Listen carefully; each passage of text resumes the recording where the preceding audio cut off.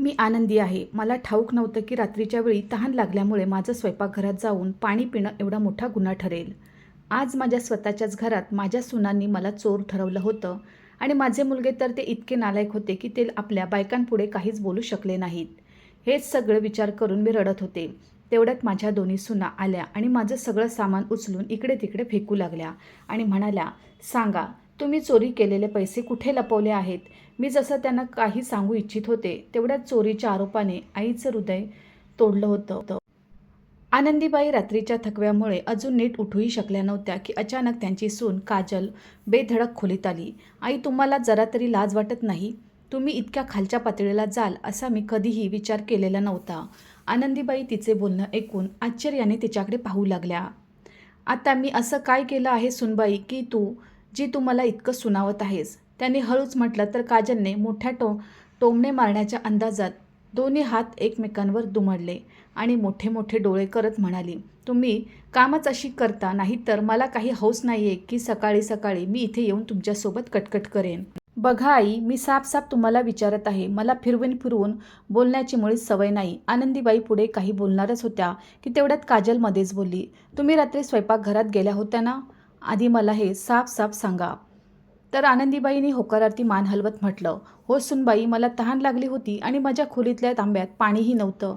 म्हणूनच मी पाणी घेण्यासाठी गेले होते." इतकं ऐकताच काजल जोरात ओरडली, "दिव्याचे बाबा, लवकर या. बघा तुमच्या आईची लक्षणं. आणि विभा, तू पण ये." काजलला अशा प्रकारे ओरडताना पाहून आनंदीबाई घाबरलेल्या आवाजात म्हणाल्या, "सुनबाई, अखेर असं काय केलं आहे मी, जे तू सगळ्यांना अशा प्रकारे ओरडून ओरडून इथे गोळा करत आहेस?" काजल रागात येऊन आणखी जोरात म्हणाली, "आता येऊ दे सर्वांना, मग मी तुम्हाला स्वतः सांगेन." तिचा मोठा आवाज ऐकून तिचा पती धीरज आणि जाऊ विभा निखिलसोबत खोलीत आले. धीरजने आत येताच रागाने म्हटलं, "काय झालं आहे? सकाळी सकाळी इतका गोंगाट का घातला आहे?" तर त्याचा भाऊही आश्चर्याने तिच्याकडे पाहत म्हणाला, "हो वहिनी, सांगा, अखेर काय गोष्ट झाली आहे आणि तुम्ही अशा प्रकारे आम्हाला ओरडून ओरडून आईच्या खोलीत का बोलावलं आहे?" तेवढ्यात काजल जोरात म्हणाली, "तुम्ही लोक स्वतःच बघून घ्या. मी तर फक्त विचारू इच्छिते की आपल्या आई मध्यरात्री चोरून स्वयंपाकघरात काय करायला गेल्या होत्या?" आनंदीबाई हे बोलणं ऐकून थक्क झाल्या. त्यांनी म्हटलं, "मी चोरून गेले नव्हते सुनबाई. मला तहान लागली होती आणि तांब्यात पाणी नव्हतं, म्हणून मी स्वयंपाकघरात पाणी घेण्यासाठी गेले होते."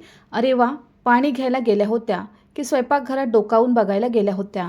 हे ऐकून धीरजने कपाळावर आट्या आणत म्हटलं, "काजल, आई फक्त पाणी घ्यायला गेल्या होत्या. यात इतका मोठा गोंधळ घालण्याची काय गरज आहे?" पण काजल कुठे थांबणार होती. तिने आणखीनच मोठ्या आवाजात बोलत म्हटलं, "पाणी घ्यायला गेल्या होत्या तर मग फक्त स्वतःच पाणी घेऊन यायच्या ना.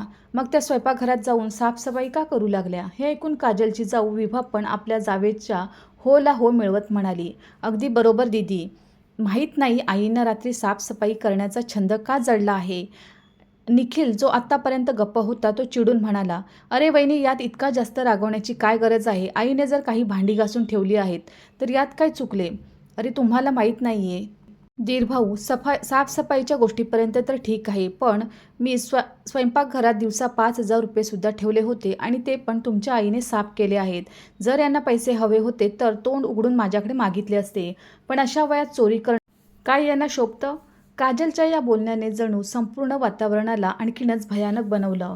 घरात लहान लहान मुले आहेत. मला सांगा, ती यांच्याकडून काय शिकतील? मी तर खरोखर खूप हैराण झाले आहे. आई तुमच्या प्रत्येक वागण्याने तिने आपल्या साडीचा पदर घट्ट कमरेत खोचला आणि रागीट नजरेने आपल्या सासूकडे पाहू लागली. आनंदीबाईचे डोळे आपली अशी नाचक्की पाहून भरून आले. त्यांचे अश्रू वाहू लागले होते. त्यांनी थरथरत्या ओठांनी म्हटलं, "सुनबाई, इतका मोठा आळ माझ्यावर आणण्यापूर्वी जरा एकदा विचार तर केला असता. मी भला तुमचे पैसे का घेईन? मला पैशाचं काय करायचंय? मी कोणाचेही पैसे घेतलेले नाही." धीरज, जो आतपर्यंत गप्प उभा होता, तो रागावत म्हणाला, "अरे आई, जर तू पैसे घेतलेले आहेत तर मग साफ सांग ना. का सकाळी सकाळी एवढा मोठा गोंधळ घालत आहेस?" मुलाच्या तोंडून हे ऐकून आनंदीबाईचे डोळे आश्चर्याने आणखी मोठे झाले. त्यांचा स्वतःचा सख्खा मुलगा, ज्याला वाढवण्यासाठी त्यांनी आपले आयुष्य वेचले होते, आज तोच त्यांच्यावर चोरीचा आळ आणत होता. आनंदीबाईच्या डोळ्यातून अश्रू सलग वाहत होते. त्याने आशेने आपल्या लहान मुलाकडे म्हणजेच निखिलकडे पाहिले की की कदाचित तो तरी त्यांच्या बाजूने काहीतरी बोलेल. पण निखिल तर गप्प उभा राहिला. त्याच्या डोळ्यात आपल्या आईसाठी ना तर काही आपुलकी होती ना काही सहानुभूती. तेवढ्यात काजलने रागात एक दीर्घ श्वास घेतला आणि टोमणा मारत म्हणाली, "आता अशा प्रकारे हे खोटे अश्रू वाहून काय होणार आई? सत्य तर हेच आहे की ते पैसे तुम्हीच चोरले आहे. या घरात राहून तुम्हाला भला खाण्यापिण्याची काय कमतरता आहे, तरीही तुमचा लोभ संपायचं नावच घेत नाही. निखिलने सुद्धा या गोष्टीवर मान हलवत म्हटलं, हो वहिनी, तू बरोबर बोलत आहेस आणि मला हे सगळं ऐकून खूपच जास्त वाईट वाटत आहे. आई, मला तुमच्याकडून ही अपेक्षा नव्हती. आता तरी कमीत कमी तुम्ही खरं सांगा. आनंदीबाईचे हृदय हे सगळं ऐकून जणू आतून तुटले होते. त्यांनी थरथरत्या हाताने आपले अश्रू पुसले आणि अडखळत्या आवाजात म्हणाल्या, निखिल बाळा, काय तू पण माझ्याबद्दल हेच विचार करतोस की मीच ते पैसे चोरले आहेत? तर निखिलसुद्धा एका क्षणासाठी आपल्या आईकडे पाहू लागला आणि मग त्याने आपली नजर फिरवली. आई, जर तू घेतले नाहीस तर मग ते पैसे कुठे गेले? घरात कोणी बाहेरचा तर येत नाही. हे शब्द ऐकताच आनंदीबाईचे डोके एकदम फिरू लागले. त्यांना चक्कर येऊ लागली. याच घरात जन्माला आलेला, याच घरात संगोपन झालेल्या आणि मोठे झालेल्या मुलांचा आज आपल्याच आईवर विश्वास नव्हता. जेव्हा चक्कर आल्यामुळे त्यांचे पाय अडखळले तेव्हा त्या तिथेच खाटेवर बसल्या आणि मऊपणाने म्हणाल्या, जर तुम्ही सर्व लोक हेच विचार करत असाल तर मग ठीक आहे. आता यापेक्षा जास्त मी माझ्या सफाईत ना काही बोलणार आहे ना काही करणार आहे. काजलने तोंड वाकडं करत म्हटलं, बघितलं, जेव्हा खोटं पकडलं गेलं तर यांनी सफाई देणंही बंद केलं. चला आता पुरे करा, आम्हाला आणखीही काही कामं आहेत. इतकं बोलून ती रागाने पाय आपटत खोलीबाहेर आली तर बाकी सर्व लोकही परत आपापल्या खोलीत निघून गेले. आनंदीबाई आपल्या जागेवर बसून राहिल्या आणि त्यांच्या लाल झालेल्या डोळ्यातून सलग अश्रू वाहत होते. त्यांच्या डोक्यात फक्त एकच प्रश्न घोंगावत होता की काय खरोखर आता या घरात माझं कोणीच उरलं नाहीये? आईच्या वाट्याचं दुःख आणि 2 समोशांची भूक. आनंदीबाईंना तो दिवस आठवू लागला जेव्हा त्यांचे घर आनंदाने भरलेले होते. त्या आपल्या खोलीत तयार होत होत्या आणि त्यांचे पती यशवंतराव वारंवार दारात येऊन डोकावत होते. अरे शेवटी किती वेळ आणखी लागणार आहे तुला? लवकर कर. कुठे असं नको व्हायला की तिथे लग्न होऊन जाईल आणि आपण सगळ्यात शेवटी पोहोचू.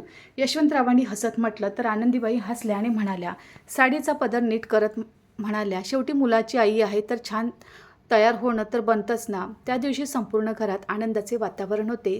त्यांच्या मोठ्या मुलाचे म्हणजे धीरजचे लग्न होते आणि संपूर्ण कुटुंब हसण्या खिदळण्यात गुंग होते. आनंदीबाईंनी आपल्या सुनेच्या स्वागतासाठी खूप तयारी केली होती. प्रत्येक लहान लहान गोष्टींची सगळी काळजी घेतली होती की सुनेला कोणतीही अडचण येऊ नये. काजल जेव्हा पहिल्यांदा सून म्हणून आली होती तेव्हा आनंदीबाईंनी तिला मोठ्या प्रेमाने मिठी मारली होती आणि म्हटलं होतं, बाळा, आतापासून हे घर तुझं आहे. जी काही गरज असेल ती न संकोचता नेहमी सांगत जा. पण आज तीच काजल त्यांच्यावर चोरीचा आळ आणत होती. त्यांचे स्वतःचेच मुलगे त्यांच्या सफाईला खोटे ठरवत होते. आठवणींचा हा सिलसिला इतका गहिरा होता की आनंदीबाईंच्या डोळ्यातून पुन्हा अश्रू वाहू लागले. त्यांनी आपल्या मनातल्या मनात म्हटलं, काश आज तुम्ही जिवंत असते यशवंतराव, तर मला अशा प्रकारे आप्तांच्या मध्ये परके झाल्याची जाणीव कधीच झाली नसती. आनंदीबाई अजूनही आपल्याच विचारात हरवून गेल्या होत्या की तेवढ्यात दारात अचानक सावट झाले. नजर उचलून पाहिले तर लहान सून खोलीत आली आणि काहीही न बोलता जवळच्या टेबलावर चहा ठेवून निघून गेली. त्यांनी मनातल्या मनात विचार केला, पूर्वी जेव्हा त्यांचे पती जिवंत होते तेव्हा त्यांच्यासोबत सकाळी चहा पिण्याची मजा काही वेगळीच असायची. ते नेहमी म्हणायचे, आनंदी, जोपर्यंत तू माझ्यासोबत बसून चहा पित नाहीस मला छानच वाटत नाही. माझ्या दिवसाची सुरुवातच चांगली होत नाही. पण आज एकट्या बसलेल्या आनंदीबाईसाठी तो चहा एखाद्या विषाच्या प्याल्यासारखा वाटत होता. वेळ निघून गेला आणि संध्याकाळ होऊ लागली. आनंदीबाईंनी सकाळपासून काहीही खाल्ले नव्हते. पोटात जशी कळा येत होती, अशक्तपणाही जाणवत होता. त्यांनी इकडे तिकडे पाहिलेत पण घरात कोणीच नव्हते जे त्यांना हे विचारेल की त्यांनी अजूनपर्यंत जेवण केले आहे की नाही. मुलगे सुना सर्व आपापल्या कामात व्यस्त होते. त्या हळूच खाटेवरून उठल्या आणि दाराच्या मागे टांगलेल्या आपल्या पिशवीला उतरवले. त्यात काही नाणी पडलेली होती जी त्यांनी कधीतरी वाचून ठेवली होती. आपल्या पिशवीला घट्ट पकडत त्या घराच्या दाराच्या दिशेने वाढल्या. पण जशा बाहेर जाऊ लागल्या तेवढ्यात मोठ्या सुनेचा मोठा आवाज आला, आई, आता कुठे चाललात? आनंदीबाई थांबल्या आणि हळूच म्हणाल्या, मी फक्त बाहेरपर्यंत जात आहे. सुनबाई, अखेर तुम्हाला बाहेर जाण्याची काय गरज आहे?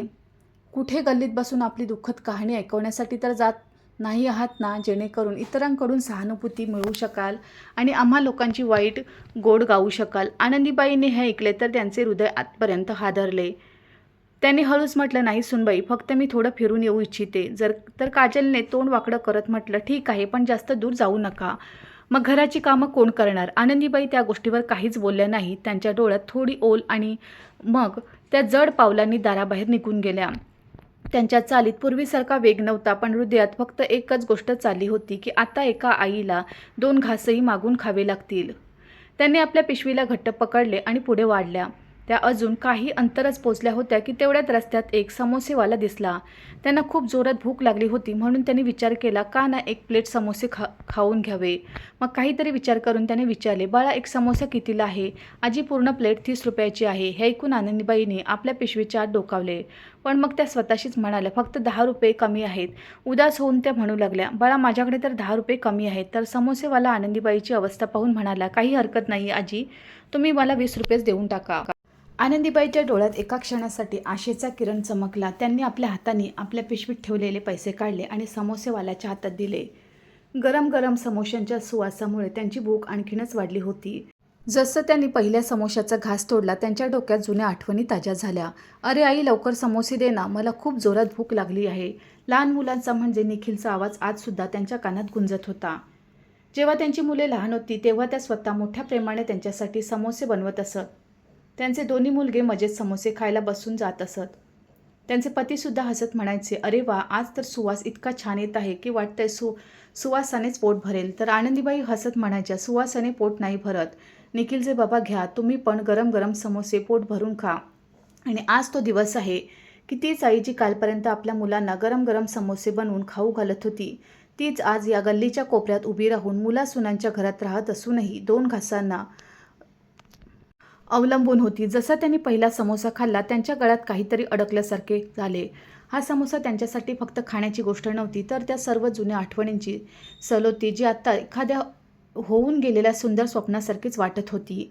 समोसेवाला त्यांना लक्षपूर्वक पाहत होता. त्याने जाणवले की या वृद्ध आईच्या डोळ्यात अश्रू आहेत. तो हलकासा हसला आणि म्हणाला, आजी जर तुम्हाला आणखी समोसे हवे असतील तर तुम्ही येऊन घ्या, पैशाची अजिबात काळजी करू नका. तर आनंदीबाईंनी थरथरत्या हाताने आपल्या पदराने अश्रू पुसले आणि हलकेच मान हलवत म्हणाले, नाही बाळा बस झालं. देव तुला नेहमी सुखात ठेव बाळा, तू खूप प्रगती कर. समोसे खाल्ल्यानंतर देवाचे नाव घेऊन आनंदीबाई तिथून चालू लागल्या. पण त्यांचे पाय अडखळले आणि त्या तिथेच रस्त्याच्या कडेला बसल्या. पोट तर थोड्या वेळासाठी भरले होते, पण हृदयात जे दुःख होते ते भला कसे कमी होणार.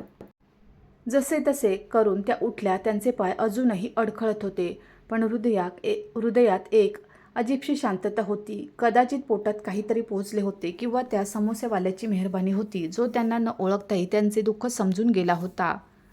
हळूहळू आनंदीबाईची पावले मंदिराच्या दिशेने वाढू लागली. त्यांच्यासाठी मंदिरात जाणे फक्त देवाचे दर्शन घेणेच नव्हते, तर काही क्षण शांततेत बसण्याचा मार्ग होता. आईवर चोरीचा आळ आणि तुटत असलेला विश्वास. तिथे त्यांना कोणीही टोमणे मारत नव्हते, कोणीही त्यांची बेइज्जती करत नव्हते, कोणीही त्यांच्याशी असे म्हणत नव्हते की त्या ओझं बनल्या आहेत. मंदिरात पोहोचून त्या एका कोपऱ्यात बसल्या आणि देवाकडे पाहू लागल्या. त्यांच्या डोळ्यात अश्रू होते आणि हृदयात हजारो प्रश्न होते की देवा, मी सर्वांचे चांगले इच्छिले, मग मी आज माझ्याच घरात परकी का झाले.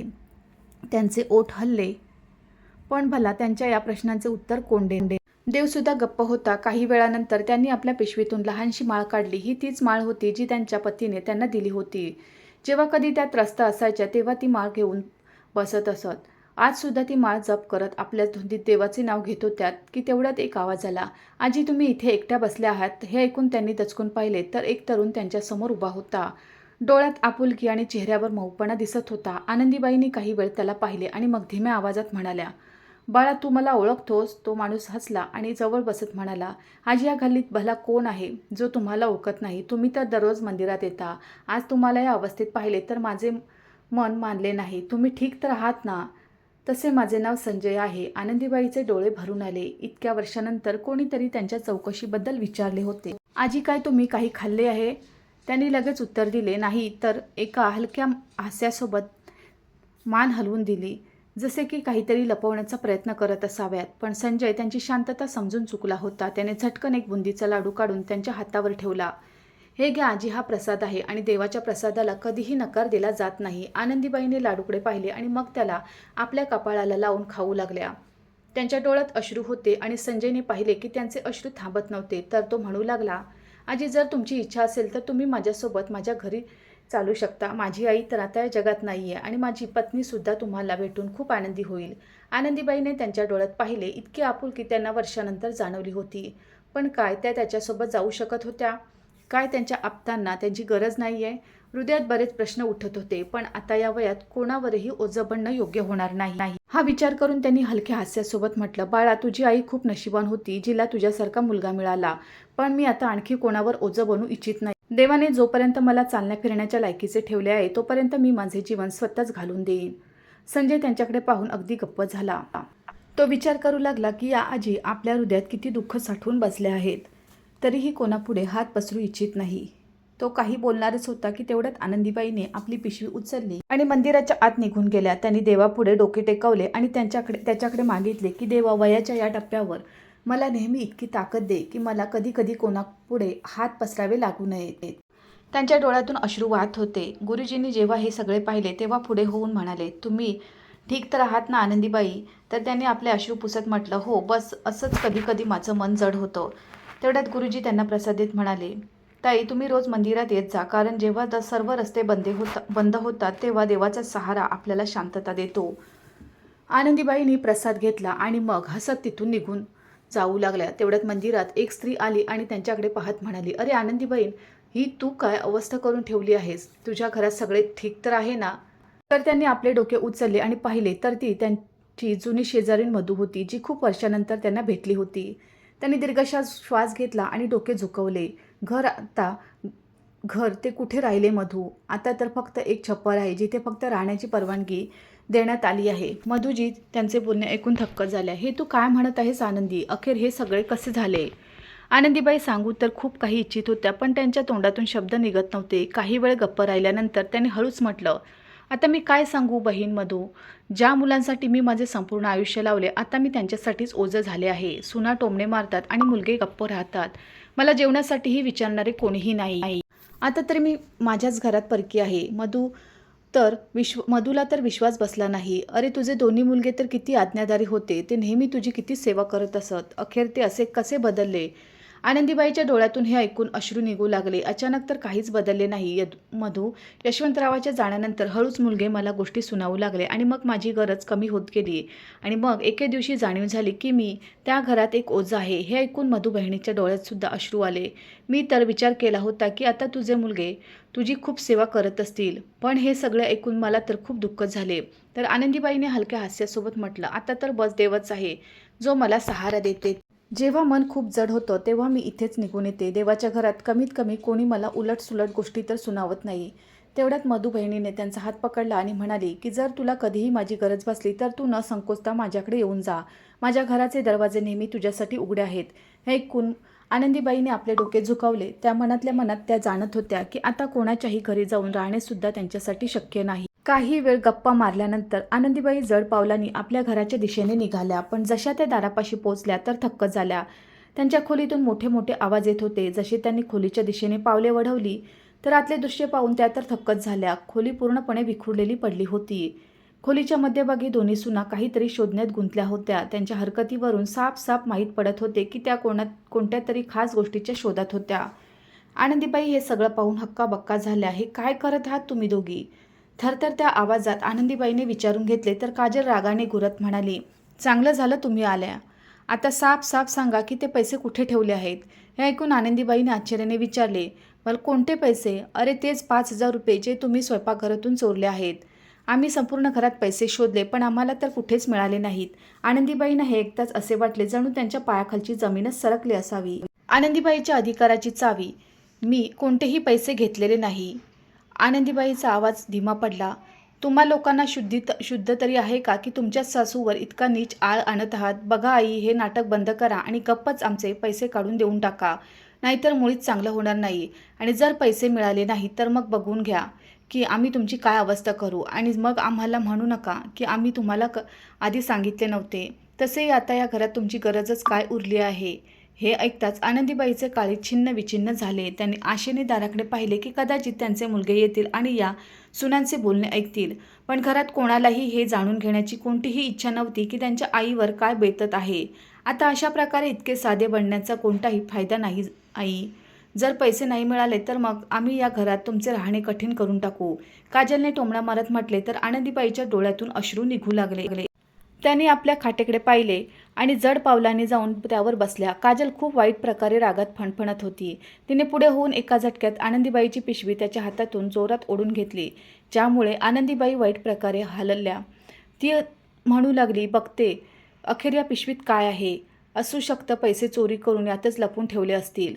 या गोष्टीवर आनंदीबाई घाबरल्या. नाही सुनबाई, यात काहीही नाही आहे, फक्त माझ्या काही जुन्या गोष्टी आहेत. पण काजलने त्यांचे काही ऐकले नाही आणि तिने पटकन पिशवीची गाठ सोडली आणि त्यांचे जेवढे सामान होते ते सगळे जमिनीवर फेकून दिले.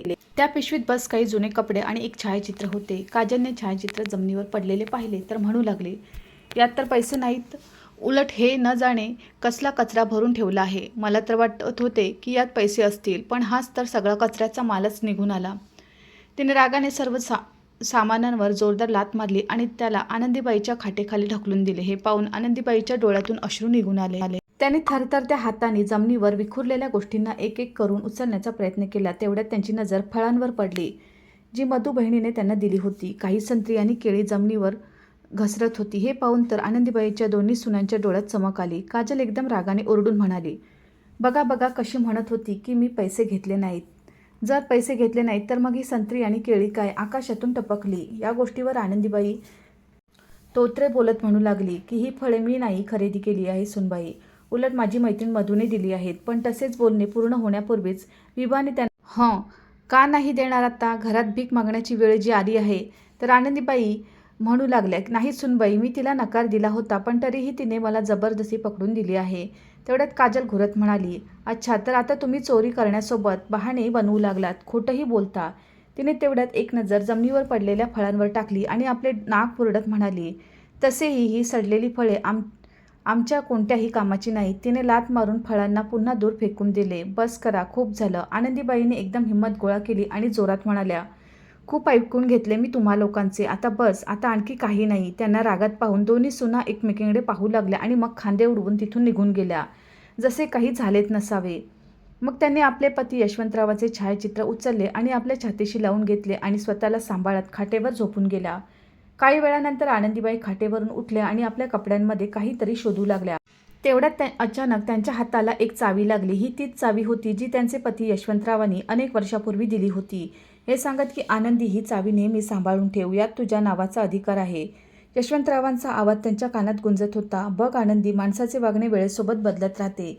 जे आज आपल्याला सर्व काही मांडतात, डोक्यावर बसवतात, उद्या तेच लोक आपल्याला डोक्यावरून उतरवून जमिनीवरही बघू शकतात, आपल्याला परकेही मानू शकतात. पण जो तुझा अधिकार आहे तो तुझ्याकडून कोणीही कधीच नाही हिरावून घेऊ शकणार. जर कधीही वेळ बदलली आणि तुला वाटले की घरचे काही तुझी बेइज्जती करत आहेत, तर त्यावेळी तू या चावीचा वापर कर. आनंदीबाईच्या डोळ्यात हे सगळे विचार करताना अश्रू आले. तर काय यशवंतरावांनी आधीपासूनच सगळे काही समजून घेतले होते? काय त्यांना हे ठाऊक होते की एक दिवस त्यांचे स्वतःचे मुलगे आणि सुना त्यांच्यासोबत असे करतील? हे विचारतच त्यांचे हृदय वेगाने धडधडू लागले. आता त्यांना या चावीचे सत्य जाणून घ्यायचे होते. आज त्यांना यशवंतरावांनी सांगितलेल्या त्या सर्व गोष्टी आठवत होत्या. आनंदी, ही चावी फक्त तुझ्यासाठी आहे, म्हणूनच ही कधी कोणाला देऊ नकोस. आणि जर कधी याची गरज भासली तर मग तू ही चावी घेऊन बँकेत जा आणि तिथे बँक मॅनेजरला दाखव, तो तुला सगळे काही समजावून सांगेल. हे विचार केल्यानंतर आनंदीबाईंना आता फक्त सकाळ होण्याची प्रतीक्षा होती. त्यांनी दीर्घ श्वास घेतला आणि मग खाटेवर झोपून डोळे बंद केले. सकाळचा पहिला किरण जेव्हा खिडकीतून आत आला तर त्यापूर्वीच आनंदीबाई उठल्या होत्या. त्यांनी आपल्या खोलीत चारी बाजूंना नजर फिरवली तर काल रात्रीचे विखुरलेले सामान अजूनही तसेच पडलेले होते. पण आता या सगळ्याने त्यांना काही फरक पडत नव्हता. त्यांच्या डोक्यात बस एकच गोष्ट होती की आज बँकेत जाऊन या चावीच्या मागे कोणता मोठा राज आहे तो जाणून घ्यायचा. त्यांनी पटकन चावीला आपल्या साडीच्या पदरात छान बांधून घेतले आणि मग आपली जुनी पिशवी खांद्यावर अडकवली आणि हळूच चालत दारापाशी पोचल्या. पण जसे त्यांनी दार उघडले तर समोर काजल उभी होती. कुठे चाललात आई? काय मंदिरात चाललात? आनंदीबाईने हळूच म्हटले. हो सुनबाई, मी मंदिरातच जात आहे. या गोष्टीवर काजल त्यांना घुरत डोक्यापासून पायापर्यंत पाहू लागली आणि मग म्हणाली, मला तर असं वाटत नाही. मला तर वाटतंय की तुम्ही मंदिरात नाही तर कुठे दुसरीकडेच चाललात. माहीत नाही आता कोणता नवीन ड्रामा करू इच्छिता. आनंदीबाईंनी तिच्या या बोलण्यावर काहीच म्हटले नाही आणि बस एका खोट्या हास्यासोबत त्या पुढे निघून गेल्या. आनंदीबाईची नवीन सुरुवात बँकेत पोहोचून त्यांनी तिथे मॅनेजरला म्हटले, बाळा, मला माझ्या पतीने ही चावी दिली होती आणि सांगितले होते की ही बँकेत दाखव. मॅनेजरने चावीला लक्षपूर्वक पाहिले आणि मग तो आपल्या कॉम्प्युटरच्या स्क्रीनवर काहीतरी चेक करू लागला. यानंतर तो काही मिनिटात उठून आपल्या कॅबिनच्या आत निघून गेला. थोड्याच वेळानंतर जेव्हा तो परत आला तर त्याच्यासोबत बँकेचा आणखी एक मोठा अधिकारी होता. त्याने आनंदीबाईंना म्हटले, आजी तुम्ही आमच्यासोबत चला. आनंदीबाईंचे हृदय हे सगळे ऐकून वेगाने धडधडू लागले. त्या अधिकाऱ्यासोबत आत कॅबिनमध्ये निघून गेल्या आणि खुर्चीवर बसत म्हणाल्या, बाळा मला काहीच समजण्यात येत नाहीये की ही चावी अखेर कोणत्या गोष्टीची आहे. तर मॅनेजर हसत म्हणाला, आजी ही कोणती सर्वसामान्य चावी नाहीये. तुम्ही तुमचे ओळखपत्र द्या, कारण तुमच्या ओळखीची तपासणी करायची आहे. बँकेचे नियम खूप कडक असतात. या गोष्टीवर आनंदीबाई हलक्या हास्यासोबत म्हणाल्या, मला ठाऊक होतं बाळा की ओळखपत्राची गरज पडेल, म्हणूनच मी त्याला आपल्यासोबत घेऊन आले आहे. हे सांगत त्यांनी आपले ओळखपत्र पिशवीतून काढून बँक मॅनेजरला दिले. मॅनेजरने त्यांच्या ओळखीची सर्व प्रक्रिया पूर्ण केली आणि एका कर्मचाऱ्याला बोलावले. तो त्यांना घेऊन लॉकर रूमच्या दिशेने गेला आणि हळूच म्हणाला, आजी हेच तुमचे लॉकर आहे. तुम्ही तुमच्या चावीने याला उघडू शकता. जसे लॉकर उघडले तर त्यांचे डोळे आश्चर्याने विस्फारले. त्यांच्या आत काही दागिने, जमीन जायदादचे कागदपत्र आणि एक मोठा लिफाफा ठेवलेला होता. आनंदीबाईंनी थरथरत्या हाताने तो लिफाफा उघडला तर आत एक पत्र ठेवलेले होते जे त्यांच्या पतीने लिहिलेले होते. आनंदी, जर आज तू हे पत्र वाचत आहेस तर कदाचित आतापर्यंत मी या जगात नाहीये, पण माझा पूर्ण प्रयत्न हाच राहिला आहे की तुला कधी कोणत्याही गोष्टीची कमतरता भासू नये. मी माझ्या आयुष्यात जे काही कमावले आहे ते तुझ्या नावावर केले आहे. हे लॉकर तुझ्या सुरक्षिततेसाठी आहे, जेणेकरून तुला कोणापुढे हात पसरवण्याची गरज पडू नये. हे सगळे वाचताच आनंदीबाईच्या डोळ्यातून अश्रू वाहू लागले. त्यांना आपल्या पतीची सांगितलेली प्रत्येक गोष्ट आठवू लागली. त्यांच्या हृदयात एक नवीन आशा जागी झाली. त्यांनी आपल्या पतीच्या पत्राला आपल्या छातीशी लावून घेतले आणि दीर्घश्वास घेतला. त्यांच्या आयुष्यात जो दुःखाचा सिलसिला जारी होता, आज त्यांना त्या सिलसिल्याला संपवण्याची ताकद मिळून गेली होती. मॅनेजरने हळूच त्यांना म्हटले, आजी जर तुमची इच्छा असेल तर तुम्ही याला तुमच्या बचत खात्यात सुद्धा ट्रान्सफर करून घेऊ शकता, किंवा जर गरज असेल तर यातले काही पैसे काढूनही शकता. आनंदीबाईंनी म्हटले, मला थोडेसे पैसे काढायचे आहेत आणि बाकी मी माझ्या बचत खात्यात ट्रान्सफर करून घेऊ इच्छिते. थोड्याच वेळात पैसे त्यांच्या खात्यात जमा केले गेले आणि काही पैसे त्यांच्या हातामध्येही दिले गेले. त्यांनी कागदपत्रे आणि दागिन्यांना चांगल्या प्रकारे गोळा केले आणि सुरक्षित बँकेतच ठेवून दिले. जेव्हा त्या बँकेबाहेर निघाल्या तर सूर्य खूप वेगाने चमकत होता. आता भला त्यांना कुठे जावे पाहिजे हेच त्या तिथे उभे राहून विचार करत होत्या की तेवढ्यात त्यांना मागून कोणीतरी हाक मारली, आजी. आनंदीबाईंनी जेव्हा मागे वळून पाहिले तर तोच संजय होता, जो काही दिवसापूर्वी त्यांना मंदिरात भेटला होता. आजी तुम्ही इथे बँकेत? संजयने जवळ येत म्हटले. तर आनंदीबाई हलक्या हास्यासोबत म्हणाल्या, हो बाळा, ते मला काही महत्त्वाचे काम होते. आता मी माझे आयुष्य माझ्या पद्धतीने जगू इच्छिते. संजयने त्यांच्या डोळ्यात आत्मविश्वासाने पाहिले, पण एकटेपणाची एक हलकीशी झलकही दिसून आली. तो लगेच बोलला, आजी जर तुमची इच्छा असेल तर तुम्ही माझ्यासोबतही चालू शकता. मी तुमच्याशी आधीही बोललो आहे. संजयचे शब्द त्यांना खरे वाटले, पण त्या कोणावरही ओझं बनू इच्छित नव्हत्या. म्हणूनच त्यांनी म्हटले, संजय बाळा, आता मी कोणासाठी ओझं बनू इच्छित नाहीये. तर संजय हसून म्हणाला, तुमच्याशी कोणी म्हटले आहे की तुम्ही माझ्यासाठी ओझं बनाल? आईचे घर त्यांचे स्वतःचे असते. तुम्हाला जोपर्यंत वाटेल की तुम्हाला राहायचे आहे तोपर्यंत तुम्ही राहा, आणि जेव्हा तुमचे मन करेल तेव्हा तुम्ही तुमचा रस्ता स्वतः निवडू शकता. पण एकदा तुम्ही माझ्यासोबत चला तर खरे. हे ऐकताच आनंदीबाईंनी म्हटले, ठीक आहे बाळा, पण मी बस काही दिवसासाठीच चालेन. संजयने म्हटले, ठीक आहे आजी. मग तो त्यांना आपल्यासोबत आपल्या घरी घेऊन आला. जेव्हा ते घरी पोचले तर दारात संजयची पत्नी आशा उभी होती. जशी तिने आनंदीबाईंना पाहिले तर लगेच धावत येऊन त्यांना मिठी मारली आणि त्यांना घराच्या आत घेऊन गेली. घरात शिरताच आनंदीबाईंना एक वेगळाच सुखाचा अनुभव आला. कुठेही कोणताही टोमणा नव्हता, कोणतीही विषारी गोष्ट नव्हती, कोणतीही द्वेषयुक्त नजर नव्हती. आज संजय आणि आशासमोर त्यांनी आपला निर्णय सुनावला की मी आता माझ्या संपत्तीचा वापर त्या लोकांसाठी करू इच्छिते जे माझ्यासारखे बेघर होतात. मी एक आश्रम उघडेन जिथे वृद्ध माणसांना आदरासोबत राहण्याचा अधिकार मिळेल. हे ऐकताच संजय आणि आशा अभिमानास्पद नजरेने आनंदीबाईकडे पाहू लागले. आजी ही तर तुम्ही खूप चांगली गोष्ट सांगितली आहे, संजयने म्हटले. तर आनंदीबाईने दीर्घश्वास घेतला आणि आपल्या अश्रूंना रोखत मजबूत आवाजात म्हणाल्या, बाळा तू बस, मला उद्या कोणत्या तरी चांगल्या वकिलाकडे घेऊन चल. आनंदीबाईच्या डोळ्यात आता कोणतीही भीती नव्हती. त्या एका नवीन सकाळ आणि एका नवीन सुरुवातीसाठी पूर्णपणे तयार होत्या. अशी सुरुवात जी त्यांच्या माध्यमातून समाजात वृद्धांसाठी आदराने जगण्याची आणि आपल्या अधिकारांसोबत जीवन घालवण्याची नवीन कहाणी लिहिणारी होती.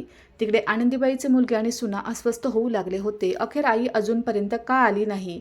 कुठे त्यांना काही झाले तर नाही ना? धीरजने म्हटले. तर काजल रागाने म्हणाली, आता इतकीही अस्वस्थ होण्याची कोणती गोष्ट नाहीये. असू शकतं की त्या आपल्या एखाद्या मैत्रिणीला भेटायला निघून गेल्या असतील, किंवा मग आमच्यावर नाराज होऊन कुठे बसले असतील. विभाजी आतापर्यंत गप्प होती. ती हळूच म्हणाली, पण आईने कधी असं केलं नाही. मग कितीही वेळ का होईना पण त्या कधी कोणाच्या घरी रात्रभर थांबत नव्हत्या. कुठे असे तर नाही ना की खरोखर त्यांच्यासोबत काही वाईट झाले असेल. आतापर्यंत ज्या लोकांना आनंदीबाईच्या असण्याने काही फरक पडत नव्हता, आज तेच लोक अस्वस्थतेने दाराकडे पाहत होते. रात्रभर जेव्हा आनंदीबाई घरी परतल्या नाहीत तर धीरज आणि निखिलला काळजी वाटू लागली. सकाळ होताच दोन्ही आपल्या आसपासच्या भागात चौकशी करू लागले, पण कोणालाही आनंदीबाईबद्दल काहीही माहीत नव्हते. त्यांची अशी कोणती मैत्रीणही नव्हती ज्यांच्याकडे त्या रात्रभर थांबल्या असतील. आनंदीबाईचा अंतिम निर्णय आणि मुलांची बरबादी. विभाने काळजी करत म्हटले की मला असे वाटते की आपल्याला पोलिसात रिपोर्ट नोंदवून दिली पाहिजे.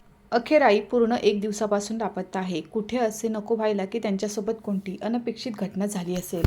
पण काजल लगेच म्हणाली, अरे हे तू काय बकवास करत आहेस? पोलिसांकडे तर आपण चुकीनेही जाऊ शकत नाही. पोलीस तर उलट आम्हा लोकांना संशयाच्या नजरेत पाहतील. विचारू लागतील की तुम्ही लोकांनी सकाळपासून आतापर्यंत रिपोर्ट का नाही लिहिली होती. तर धीरजने सुद्धा या गोष्टीवर मान हलवली. हो काजल अगदी बरोबर सांगत आहे. आई वृद्ध आहेत. असू शकतं त्या कुठे रस्ता चुकल्या असतील किंवा मग एखाद्या नातेवाईकांच्या घरी गेल्या असतील. आधी आपल्याला त्यांना स्वतःहूनच शोधण्याचा प्रयत्न केला पाहिजे. तर या गोष्टीवर काजलने एक दीर्घश्वास घेत म्हटले, चला आता हे सगळे सोडा आणि जेवण वाढा. पुढच्या सकाळी बघू काय आहे. जर आई नाही आल्या तर मग तेव्हा विचार करू की आता पुढे काय करायचे आहे. तिकडे आनंदीबाई आज आरामात झोपल्या होत्या. इतक्या दिवसानंतर त्यांनी पोट भरून जेवण जे केले होते त्यांच्या चेहऱ्यावर एक शांतता पसरली होती, जी कदाचित खूप प्रदीर्घ वेळेनंतर आली होती. सकाळी जेव्हा उठून आनंदीबाई बाहेर आल्या तर पाहिले की टेबलावर गरम गरम चहा, बटाट्याचे पराठे, दही सगळे काही ठेवलेले होते. नाश्ता केल्यानंतर आनंदीबाईंनी म्हटले, बाळा आज मला कोणत्या तरी चांगल्या वकिलाकडे घेऊन चल. संजयने हसून म्हटले, आजी मी आधीच एका वकिलाशी बोलून घेतले आहे. ते खूप चांगले आणि अनुभवी वकील आहेत. आपण आत्तापास नाश्ता करून त्यांच्याकडे चालतो. या गोष्टीवर आनंदीबाईंनी मान हलवली आणि मग नाश्त्यानंतर त्या संजयसोबत वकिलाच्या ऑफिसमध्ये निघून गेल्या. वकिलाने सविस्तरपणे आनंदीबाईचे पूर्ण बोलणे ऐकले आणि गंभीर अंदाजात म्हटले, आजी काय तुम्ही याबद्दल चांगल्या प्रकारे विचार केला आहे? आनंदीबाईच्या डोळ्यात कोणताही संकोच नव्हता. त्यांनी पक्क्या अंदाजात म्हटले, हो वकील साहेब, मी फक्त प्रॉपर्टीमधून बेदखल करण्याचे कागदपत्र नाही बनवू इच्छिते. उलट मी वर्तमानपत्रात एक सूचनाही काढू इच्छिते. मी जगाला हे सांगू इच्छिते की माझ्या मुलांचा माझ्या जायदादशी काही आणि माझ्याशी कोणताही संबंध नाही आहे. मी त्यांना माझ्या प्रॉपर्टीमधून बेदखल करत आहे आणि आजच्या नंतर त्यांचे माझ्याशी कोणतेही नाते असणार नाही. संजय त्यांचे बोलणे ऐकून थक्क झाला. त्याने लगेच म्हटले, आजी तुम्ही इतका मोठा निर्णय घेत आहात काय? खरोखर तुम्ही असेच इच्छिता? आनंदीबाईच्या डोळ्यात त्यावेळी अश्रू होते, पण ते कमजोरीचे नाही तर एका नवीन हिंमतीचे अश्रू होते. त्यांनी म्हटले, हो बाळा, ज्या आईला आपल्याच घरात जेवणाचे 2 घासही मिळत नसतील तिला आता कोणत्याही आशेमध्ये किंवा लोभामध्ये पडले नाही पाहिजे. मी आता एक नवीन आयुष्य सुरू करू इच्छिते, जिथे आदर असेल, आपुलकी असेल, ना की लोभ आणि बेइज्जती. किल्ल्याने होकारार्थी मान हलवली आणि म्हटले, ठीक आहे आजी, मी पण सर्व कायदेशीर दस्तावेज तयार करून घेतो आणि वर्तमानपत्रात जाहिरात देण्याचे कामही पूर्ण करतो. वकिलाने सर्व कागदपत्रे तयार केली आणि म्हटले, आनंदीबाई, आता फक्त तुम्हाला या सर्व कागदपत्रांवर सह्या करायच्या आहेत. यानंतर हे कायदेशीररित्या अगदी पक्के कागदपत्र बनून जातील. यानंतर तुमच्या मुलांचा तुमच्या प्रॉपर्टीवर कोणताही अधिकार राहणार नाही. आनंदीबाईने एक नजर त्या कागदपत्रांवर टाकली. खूप वर्षाचा त्रास, बेइज्जती आणि एकटेपणाचे दुःख त्यांच्या डोळ्यात उतरून आले. पण यावेळी त्यांचा हात नाही थरथरला. त्याने कोणत्याही संकोचाशिवाय त्या सर्व कागदपत्रांवर आपल्या सह्या करून दिल्या. संजय आणि आशा हे सगळे लक्षपूर्वक पाहत होते. वकिलाने कागदपत्रे सांभाळत म्हटले, तुम्ही अगदी निर्धास्त राहा आजी. उद्या सकाळपर्यंत ही बातमी वर्तमानपत्रात छापून येईल आणि कायदेशीररित्याही तुमच्या मुलांचे तुमच्याशी कोणतेही नाते राहणार नाही. वकिलाच्या ऑफिसमधून बाहेर पडताच त्यांनी निर्णय घेतला की आता आपल्या मुलांच्या जीवावर नाही तर बस आपल्या पतीच्या पैशाच्या जीवावर जगतील. सगळ्यात पहिला निर्णय त्यांचा हा होता की आपल्या मुलांना त्यांची औकात दाखवायची आहे. पुढच्या सकाळी आनंदीबाईच्या हातात वर्तमानपत्र धरलेले होते, ज्याचा एक कोपरा थोडासा दुमडलेला होता. त्यांच्या डोळ्यात आज ना तर कोणते दुःख होते ना कोणती उदासी, फक्त एक पक्का निर्णय होता. त्या संजयसोबत आपल्याच घराच्या समोर उभ्या होत्या. त्यांनी काही वेळ विचार केला आणि मग दारावर जोरदार थाप दिली. दार उघडले तर समोर काजल आणि विभा उभ्या होत्या. अरे तुम्ही आल्या अखेर. कुठे होत्या 2 दिवसांपासून? मागून त्यांचे मुलगेही लगेच आले. तेही थक्क होते. धीरजने म्हटले, आई तुला लाज वाटली पाहिजे. अशी तू कोणाच्याही घरी राहू लागतेस? आनंदीबाईच्या चेहऱ्यावर हे ऐकताच हलकेसे हसू आले आणि त्यांनी हळूच वर्तमानपत्र त्यांच्याकडे वाढवले आणि कडक आवाजात म्हणाल्या, याला आधी वाचा. मुलाने वर्तमानपत्र पकडले आणि जसे त्याने वर्तमानपत्र वाचायला सुरुवात केली तर त्याच्या चेहऱ्यावरचा रंगच उडाला. मी आनंदी देवी आपल्या दोन्ही मुलांपासून आणि दोन्ही सुनांपासून प्रत्येक प्रकारचे नाते संपवत आहे. माझी पूर्ण प्रॉपर्टी आणि माझे खरे घर आता फक्त माझ्या नावावर आहे आणि मी कायदेशीररित्या हे ठरवले आहे की माझ्या मरणानंतरही त्यांना यात कोणताही अधिकार किंवा हिस्सा मिळणार नाही. जे की मला आपल्या घरात नाही ठेवू शकत, ते माझ्या प्रॉपर्टीचेही हकदार नाही असू शकत. हे पाहून मुलांचे आणि सुनांचे होशच उडाले. घरात एकदम स्मशान शांतता पसरली. धीरज थरथरत्या आवाजात बोलला, आई हे सगळं काय आहे? तर आनंदीबाईने रागाने म्हटले, मला आई म्हणून हाक मारू नकोस. जेव्हा मी घरात रडत राहिले, तडपत राहिले, तेव्हा तर तू एक वेळसुद्धा माझी साथ दिली नाहीस. तेव्हा या सुना मला प्रत्येक वेळी बेइज्जती करत होत्या. त्यावेळी तुम्ही लोकांनी आपली नजर फिरवून घेतली. आता मीही तुम्हा लोकांना या घरातून काढत आहे. हे ऐकून दोन्ही भाऊ गयाबया करत म्हणाले, आई आम्हाला माफ करून दे. असे आमच्यासोबत करू नकोस. तेवढ्यात काजल रागाने ओरडत म्हणाली, कोणीही नाही निघणार. हे घर आमचेही आहे. तर आनंदीबाईंनी एक जोरदार चपराक काजलच्या तोंडावर लगावली आणि मोठ्या आवाजात म्हणाल्या, हे घर फक्त आणि फक्त माझ्या नावावर आहे आणि मी हा निर्णय घेतला आहे की आतापासून घरात तुमची कोणतीही जागा नाही आहे. हे ऐकतात दोन्ही मुलांचे अवसान गळाले. निखिल तोत्रे म्हणू लागला, आई आम्हाला माफ करून दे. पण आता तर आनंदीबाईंनी काहीच ऐकायला तयार नव्हत्या. त्यांनी रागाने ओरडत म्हटले, माझा निर्णय अटल आहे. निघा माझ्या घरातून आणि पुन्हा कधी या उंबरठ्यावर आपली घाणेरडी पावले टाकू नका. दोन्ही मुलगी आणि सुना आपले सगळे सामान घेऊन घरातून निघण्यासाठी मजबूर झाले आणि आनंदीबाई पूर्ण घरात एकट्या राहिल्या. त्याने आपल्या घराला एका वृद्धाश्रमात बदलून टाकले, जेणेकरून प्रत्येक वृद्ध माणसाला पोट भरून जेवण आणि आदर मिळू शकेल. हा वृद्धाश्रम चालवण्यास संजय आणि आशाने त्यांची पूर्ण साथ दिली आणि तिकडे त्यांचे मुलगे आणि सुना दारोदारी ठोकरा खात फिरत होते. अखेर आज त्यांना आपल्या कर्माचे फळ मिळूनच गेले होते. तर मित्रांनो, आमची आजची कहाणी आम्हाला हे शिकवते की माणसाने कधीही आपल्या आईवडिलांच्या मजबुरीला आणि प्रेमाला कमजोरी नाही समजले पाहिजे. कारण जेव्हा सन्मान संपून जातो तर नातीसुद्धा तुटून जातात आणि मग पश्चातापाशिवाय काही उरत नाही. तर मित्रांनो, तुम्ही लोक कोणत्या शहरातून आमची कहाणी ऐकत आहात आणि तुम्हाला ही कहाणी आवडली असेल तर प्लीज कमेंट करून सांगा. या व्हिडिओला लाईक करा, जास्तीत जास्त शेअर करा आणि हाईप द्या. सोबतच चॅनलला सबस्क्राईब करायला विसरू नका. आणि जर तुम्हाला माझी मेहनत आवडली असेल तर मला सुपर थँक्स देऊन आपले प्रेम आणि सपोर्ट नक्की दाखवा, जेणेकरून मी तुमच्यासाठी अशा शानदार कहाण्या आणत राहीन. ही कहाणी केवळ मनोरंजन आणि सामाजिक संदेश देण्याच्या उद्देशाने लिहिली गेली आहे. कहाणीची सर्व पात्रे, घटना आणि ठिकाणे काल्पनिक आहेत. याचा उद्देश कोणत्याही व्यक्ती, कुटुंब किंवा समाजाच्या भावनांना ठेच पोचवणे नाही आहे. कहाणीत दाखवलेले विचार आणि परिस्थिती केवळ जागरूकता आणि शिकवण देण्यासाठी प्रस्तुत केली गेली आहे. धन्यवाद.